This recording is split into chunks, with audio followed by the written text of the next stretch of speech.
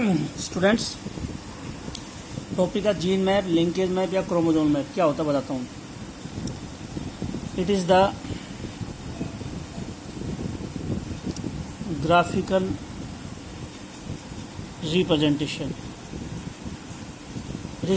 Representation of gene on A line. एक line के ऊपर जीन दिखा दें तो उस लाइन को बोलेंगे, एक लाइन खींचेंगे उसमें जीन दिखाएंगे, ये जीन यहाँ, ये जीन यहाँ, ये जीन यहाँ। तो जब लाइन के ऊपर जीन दिखाए तो पूरे तस्वीर को, रिप्रेजेंटेशन को, पिक्चर को हम बोलेंगे जीन मैप, लिंकेज मैप या क्रोमोसोम मैप। क्रोमोसोम के जीन बता रहे हैं इस लाइन से, एक लाइन के ऊपर क्रोमोसोम के जीन दिखा रहे हैं, इसको बोलेंगे, इस लाइन को बोलेंगे क्रोमोसोम मैप। जीन की पोजीशन दिखा रहे हैं इसलिए बोलेंगे जीन मैप। वैसे तो क्रॉसिंग ओवर की हेल्प ली जाती है इस मैप तैयार करने में, लेकिन इसको बोलते हैं लिंकेज मैप। अच्छा, इसका प्रिंसिपल क्या है इस मैप का? Principle of gene map. Gene map का प्रिंसिपल क्या है? तो हम बोलेंगे gene map, distance between gene, distance between genes is directly proportional to the crossing over। Gene के बीच में डिस्टेंस क्रॉसिंग ओवर के ऊपर डायरेक्टली प्रोपोर्शनल। अच्छा, किसने तैयार किया था ये map? This map was prepared by Morgan and Sturtevant।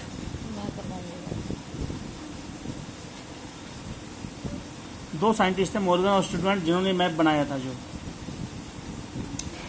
अगर हर सेल में क्रॉसिंग ओवर हो रहा है तो हम बोलेंगे 100% क्रॉसिंग ओवर है। अगर हर सेल में क्रॉसिंग ओवर है तो बोलेंगे 100% क्रॉसिंग ओवर फ्रीक्वेंसी है। 100% क्रॉसिंग ओवर फ्रीक्वेंसी है तो हम बोलेंगे डिस्टेंस, दो जीन के बीच में अगर 100% क्रॉसिंग ओवर फ्रीक्वेंसी है तो distance between gene is 1 Morgan. अगर दो जीन के बीच में हर सेल ने क्रॉसिंग ओवर शो किया है, हर सेल ने क्रॉसिंग ओवर शो किया तो हम बोलेंगे 100% क्रॉसिंग ओवर फ्रीक्वेंसी। तो 1 मॉर्गन डिस्टेंस हम बोलेंगे उन जीन के अंदर है।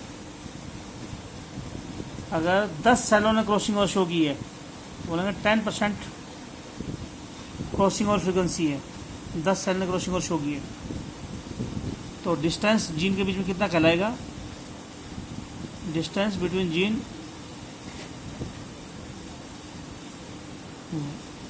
1 डेसीमॉर्गन। डिस्टेंस हम बोलेंगे डेसीमॉर्गन है। 1% क्रॉसिंग ओवर अगर हुआ है, 100 सेल में 1 सेल ने क्रॉसिंग ओवर शो किया है तो डिस्टेंस जो होगा बिटवीन जीन 1 सेंटीमॉर्गन कहलाएगा। 1 सेंटीमॉर्गन डिस्टेंस हो जाएगा। जो तो बना के दिखाऊं फिर मैं जीन मैप कैसे बनाते हैं, सुनो। एग्जाम्पल, मान लो ए और बी जीन में क्रॉसिंग ओवर फ्रीक्वेंसी बोल दो या रिकॉम्बिनेशन फ्रीक्वेंसी बोल दो। क्रॉसिंग ओवर फ्रीक्वेंसी या रिकॉम्बिनेशन ए और बी जीन में मान लो है 10 Morgan. Crossing over frequency 10% crossing over frequency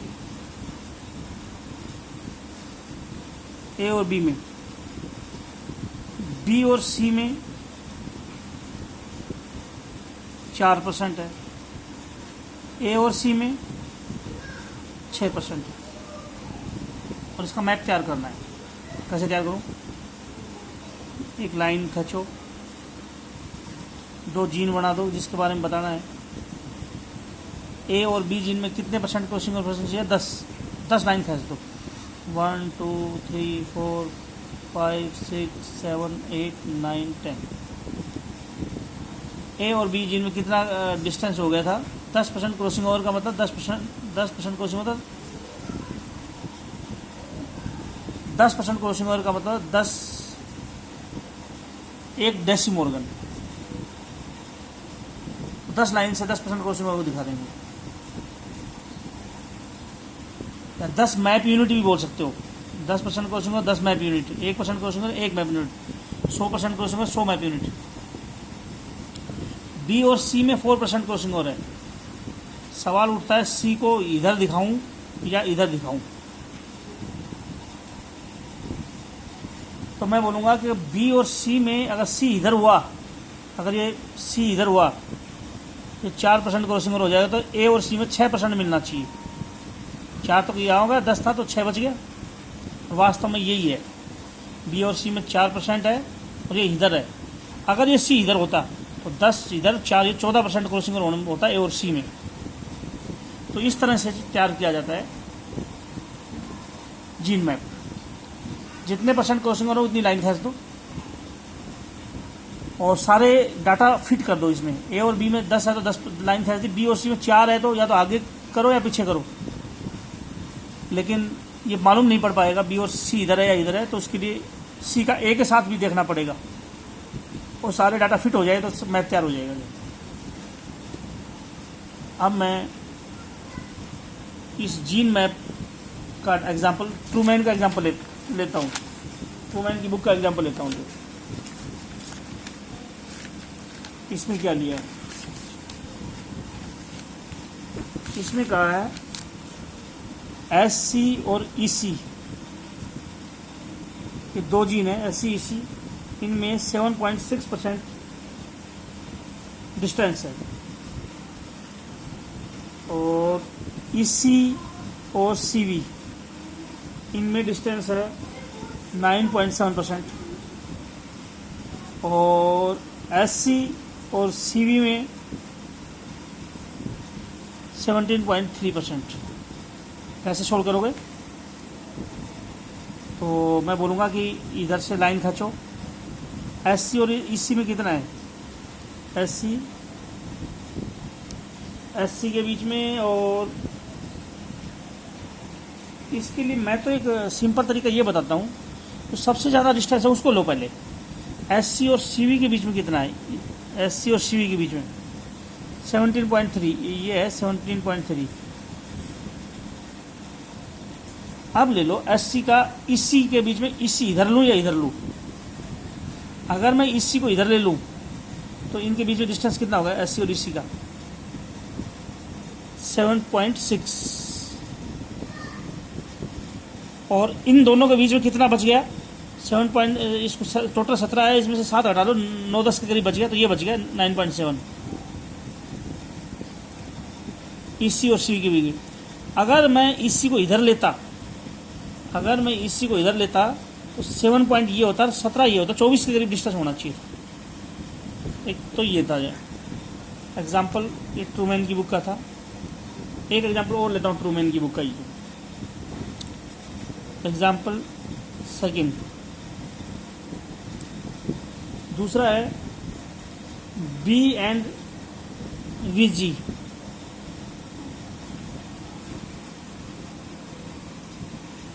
B and V G, V G का मतलब है वेस्टिजल विंग, बी का मतलब है ब्लैक बॉडी। और बी और वीजी के बीच में लिया है 18% क्रॉसिंग ओवर।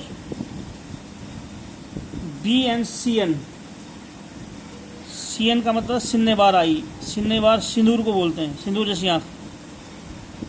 तो इसमें है 9%। और सी एन और वीजी में है 9.5। तरीका बता रखा है, कोई भी मैप तैयार करो तो सबसे पहले सबसे ज़्यादा डिस्टेंस ले लो। बी और वी जी का डिस्टेंस सबसे ज़्यादा है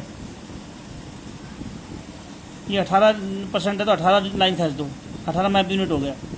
2 3 4 5 6 7 8 9 10 11 12 13 14 15 16 17 18।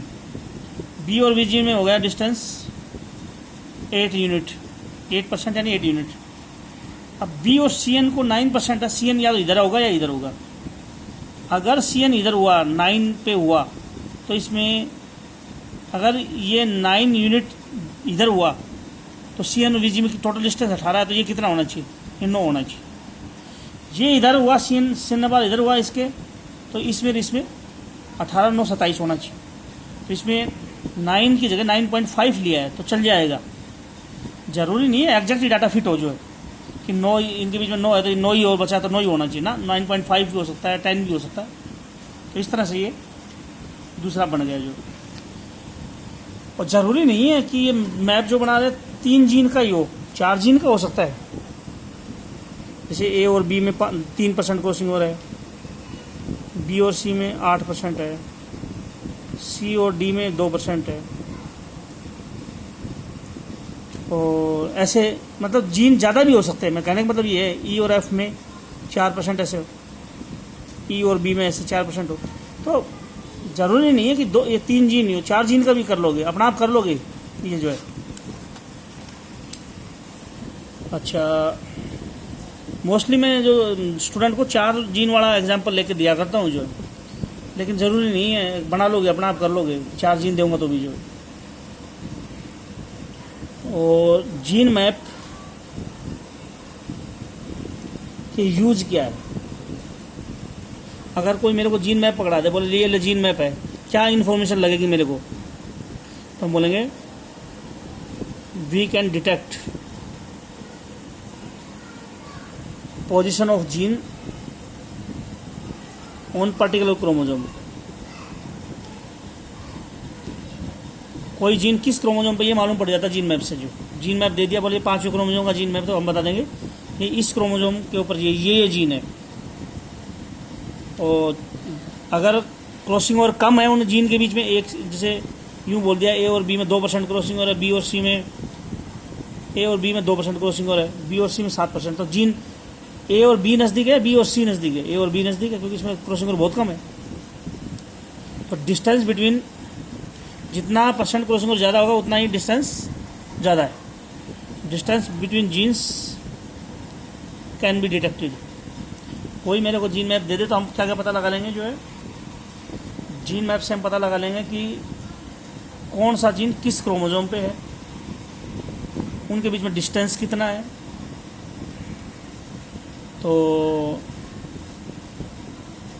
ये सब कुछ मालूम पड़ जाता है जो है। तो ये जीन मैप का टॉपिक था।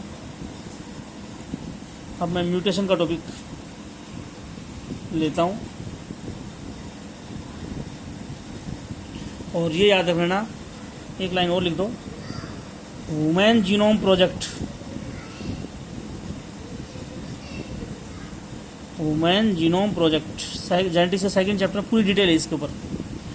जीनोम बोलते हैं सारे डीएनए को, हमारे अंदर जितना भी डीएनए है उसको जीनोम बोलते हैं। 23 क्रोमोसोम पे जितने भी जीन होते हैं उसको जीनोम बोलते हैं। और ह्यूमन का जीनोम पूरा स्टडी हो चुका है, 23 क्रोमोसोम पर जितने भी जीन हैं उनको सब कुछ स्टडी कर चुके हैं।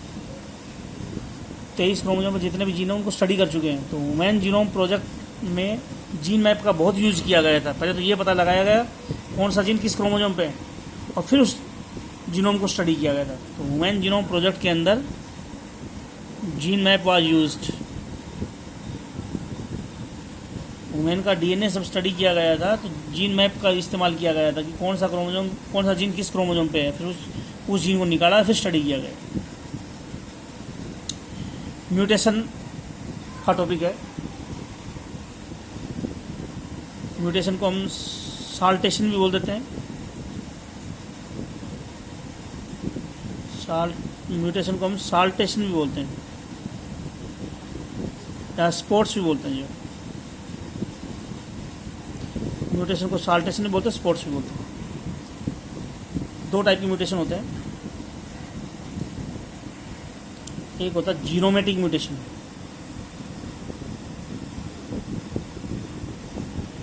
और एक होता है क्रोमोजोमल एब्रेशन।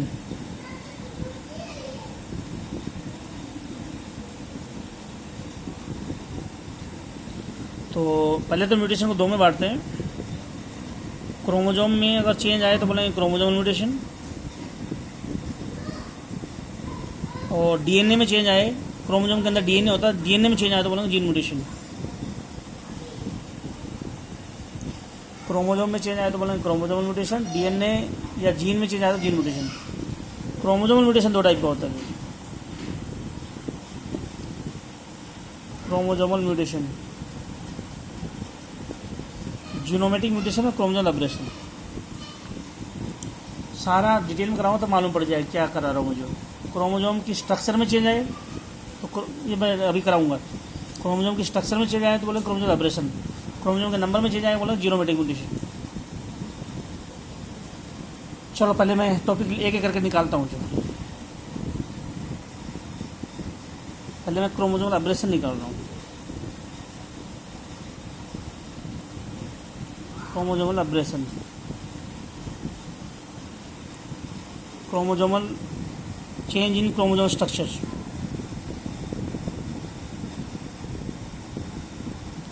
क्रोमोजोम के स्ट्रक्चर में चेंज आएगा तो बोलेंगे क्रोमोजोमल एब्रेशन।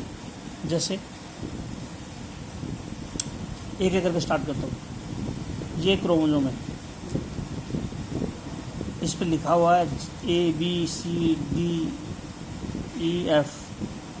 ये क्रोमोजोम है।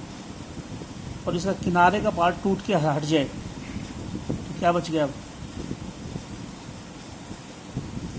BCDEF, ये ए गायब हो गया। क्रोमोजोम का किनारे का हिस्सा टूट के अलग हो जाए तो बोलते हैं डेफिशिएंसी। डेफिशिएंसी किसको बोलते हैं?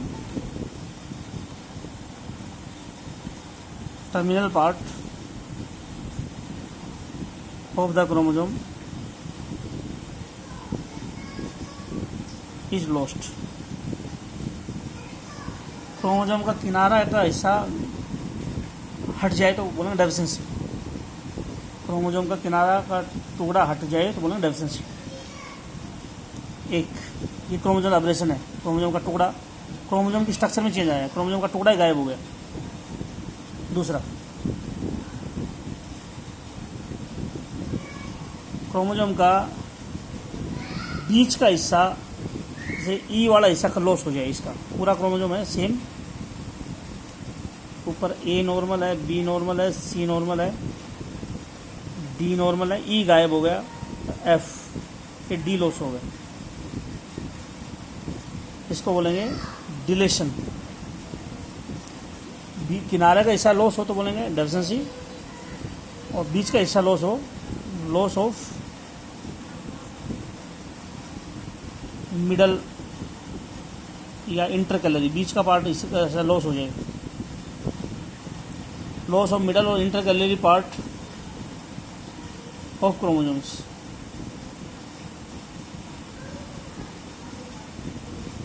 क्रोमोजोम का किनारा लॉस हो तो बोलेंगे डिलेशन, बीच का हिस्सा लॉस हो तो बोलेंगे, क्रोमोजोम का किनारा लॉस हो तो डेफिशिएंसी, और बीच का पार्ट लॉस हो जाए, जैसे बीच का पार्ट था ये लॉस हो गया, ये कहलाएगा डिलेशन।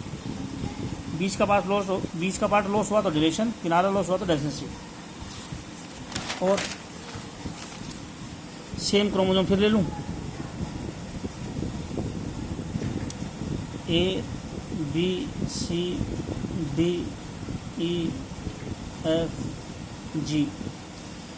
ये इतना हिस्सा लॉस होके उल्टा जुड़ जाए बीच का।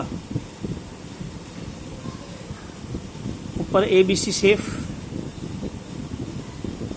डी और ई उल्टा हो गया, ऊपर डी की जगह ई हो गया, ई की जगह उल्टा डी हो गया, एफ और जी नॉर्मल रहा, ये हिस्सा उल्टा हुआ है, ये उल्टा हो गया, ई ऊपर चला गया, डी नीचे चला गया, या यूं हो जाए, ये हिस्सा उल्टा हो जाए, ये उल्टा हो जाए, तो उल्टा हो गया तो ऊपर बी और ए उल्टा हो गया, ए बी की जगह बी और ए हो गया, ए बी बी ए हो गया, सी वहीं का वहीं है, और नीचे का शेप है डी ई एफ जी इसे, तो इसको बोलते हैं inversion. Part of chromosome is separated, chromosome का पार्ट सेपरेट हो जाए एंड रीज्वाइन और दोबारा जुड़ जाए इन इन्वर्टेड पोजीशन। क्रोमोसोम का पार्ट अलग हो जाए और उल्टा जुड़ जाए तो बोलेंगे इन्वर्जन। लेकिन इन्वर्जन दो टाइप का है, टर्मिनल इन्वर्जन और इंटरकैलरी इन्वर्जन। ये टर्मिनल इन्वर्जन है, इसमें किनारा उल्टा हुआ है, किनारे का पार्ट उल्टा हो जाए और जुड़ जाए तो बोलेंगे टर्मिनल इन्वर्जन, और बीच का पार्ट उल्टा हो जाए तो बोलेंगे इंटरकैलरी इन्वर्जन। इंटरकैलरी इन्वर्जन क्या बोलूं? टर्मिनल पार्ट उल्टा हो गया, terminal part is joint in inverted position, उल्टा जुड़ गया किनारे का पार्ट। इसमें मिडल पार्ट इज ज्वाइंट, पहले तो सेपरेट हुआ और फिर रीज्वाइंट in inverted position.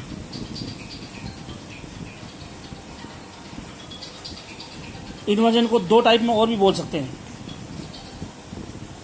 Paracentric inversion, pericentric inversion. मैं टाइम कम है इस वीडियो का, इसलिए मैं एक बार बता रहा हूँ।